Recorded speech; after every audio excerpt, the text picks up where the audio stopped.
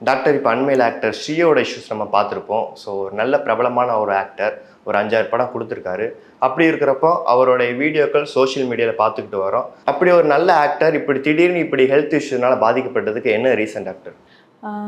Usually mental health issues நம்ம சொல்லும்போதுங்க, எதுவுமே சொல்லிட்டு திடீர்னு வரது கிடையாது. ரொம்ப லாங் டேர்மில் அது ப்ராசஸ் ஆகிட்டே இருக்கும். ஸோ சில பேருக்கு ஜெனட்டிக்காக இருக்கலாம், இல்லை சில பேருக்கு சிச்சுவேஷ்னல் ரொம்ப ஸ்ட்ரெஸ் இருக்கிறனாலையோ, இல்லை அவங்களுடைய ஜீன்ஸில் இருக்கிற அந்த நோய் அவ்வளோ நேரம் ஸ்லீப்பிங்கில் இருந்துட்டு அன்றைக்கி தான் அது வெளியே வரும். லைக் ஸ்கிசோஃப்ரெனியாவே அப்படி தான் வைங்க. பட் இவருக்கு இருக்கிற கண்டிஷன் என்னன்னு நம்மளால சொல்ல முடியல. ஏன்னா there are lot of choices. ஒன்று வந்து அவர் ட்ரக் எதுவும் எடுத்தாரா நமக்கு தெரியல. ரெண்டாவது டிப்ரெஷனால், ஏன்னா டிப்ரெஷன்லேயும் வெயிட் குறையும், அப்படி குறைஞ்சிருக்கா தெரியல.